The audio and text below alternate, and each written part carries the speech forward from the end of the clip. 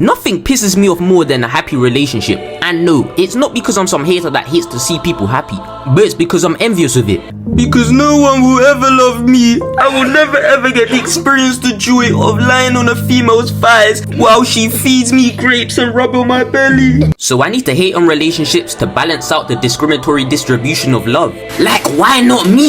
Is there something wrong with me? When you're working a job, you can't goon to GD Hops every day at 2 PM on Rule 34, but I can. Alright, but despite my lack of experience, I have lots of expertise when it comes to relationships because I've watched lots of romance animes. And what I've learned from there is that the most important thing in a relationship isn't money, isn't communication, it isn't even love.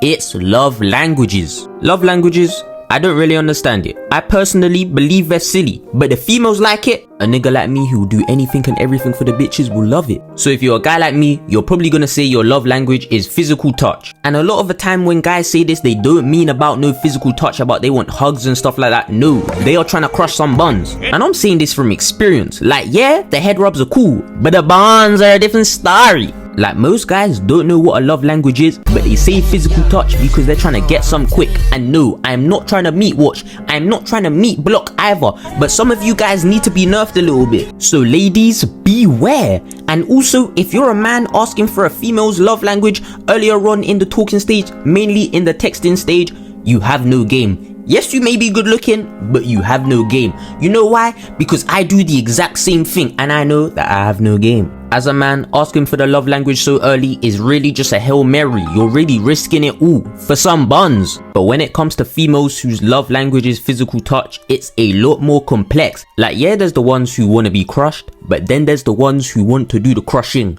the ones who want to do the touching, that want to touch you in ways that you've never been touched before, in ways that makes you very uncomfortable. It's gonna be like a hyena hierarchy, straight female domination. Like, there's not nothing wrong with that, but me personally, I'm green of that. You can keep them ones over there. But overall, females that love language be physical touch, they be on that overly freaky shit that I'm just not a fan of. But since I'm a feminist, I acknowledge that the same can be said about males as well, but not me though. I'm not going to be using no female for their body. I'm a feminist, by the way, so follow the IG. But thank you for 300 followers on the IG. And since I'm a feminist, I have no issue receiving gifts from my female counterpart. Like, I have no issue going 50-50 on dates. Sometimes she even needs to pay. Okay, but in all seriousness, if someone's love language is receiving gifts, don't enter no relationship with them. And if you're in one with them, break up with them instantly. Don't even bother socializing with these type of people, because at that point, it's a conditional relationship. Furthermore, it's not even a relationship, it's a business partnership.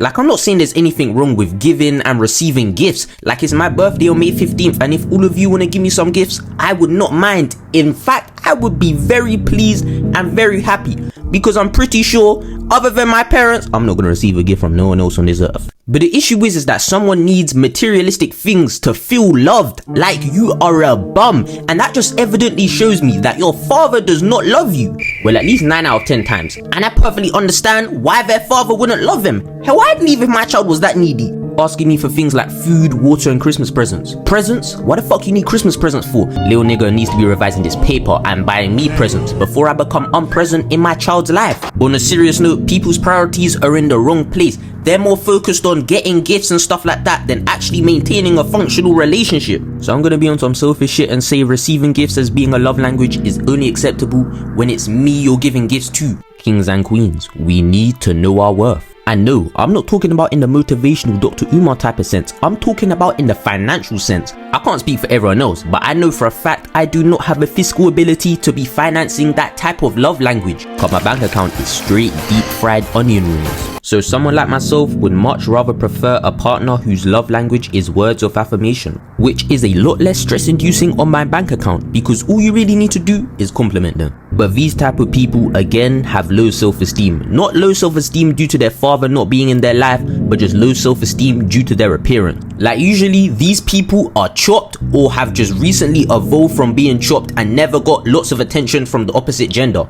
Or they may have not even been chopped, they might have just been severely overweight. Yeah, and these people here just kinda sensitive and insecure about themselves. Like, instead of searching for relationships, I'd advise you to search for therapy. Like, this is the thing I'm talking about. People's priorities are just in the wrong place. Stop it. Get some help. And it concerns me a bit that these words of affirmation people are free to bag like a Costco sample. Like I don't know who or what they are. They could be a Martian for all I know. Actually, I wouldn't even mind that. I'd crush Miss Martian from Young Justice. But what concerns me even more, elaborate, B-Lou. I got to, Z.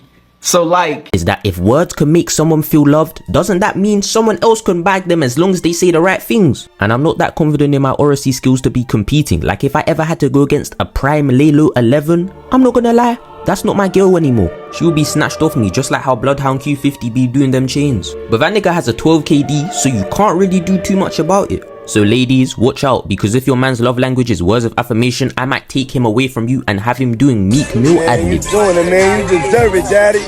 Oh, Lord. But be careful these words of affirmation people, because they are not to be trusted. Just like these acts of service people, they're not to be trusted either. Because they're very entitled, and they sly have every right to be entitled because they look good. Well, at least in females' cases, because they're mostly the people whose love language is going to be acts of service. And these people here are openly manipulative, and I fall for it every time. They tell me jump, I'm asking how high.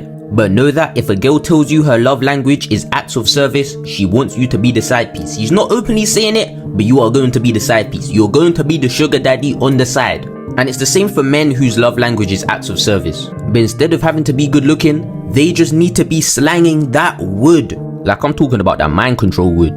Type of wood to make a girl lose her common sense. And as a result, that girl becomes his sugar mummy, and they'll just let their sugar mummy take care of everything for them, unlike their female counterpart who's actually a little bit more independent, outgoing, talks to other people. The male counterpart, he doesn't talk to any other people. You don't have to worry about him cheating because you know where he is at all time. He's at home, unemployed, like a bum. And whenever he becomes too much of a burden, he will hypnotize you with his wood again, and then all will be good. So if any of you ladies have issues like that, come mess with an individual like me whose love language is quality time. You see, with quality time, it's cheap, simple, and it's cheap.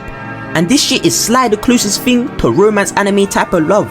Like if your partner's love language is quality time, marry them. They are a real one, because that's your soulmate, your twin. You have that Adola link. That's your Adola twin. Marry them now! But I'll be real, most people whose love language is quality time, they are usually over the age of 35, have a very good profession, and normally are doing very well for themselves in life. So judging by the demographic of my viewers, this shit is not for you. You need to get back to training and continue boosting your stats. And my other issue with quality time is that my heart loves it, but my body's just not built for it. Like, I'm sorry to say it, but anything more than 30 seconds, my peace is rising like a rocket, and those 30 seconds are a struggle. After 15 seconds, I'm fighting back demons. After 20, I'm bringing out all the secret breathing techniques. Like I'll be doing Wim Hof breathing techniques in the middle of a conversation. Then by the time 25 seconds have gone past, I need to exit the conversation with extreme haste and speed. So then as a result, females be thinking I can't hold a conversation, but in truth, I just can't hold my composure. Because I be folding like a lawn chair. My piece be going every which way. I call it dicrobatics. So while I was born to talk to quality time females, I was just forced to talk to words of affirmation males. So you can kinda see why I hate this love language thing. But on the bright side, but is but. This was a Haywa production.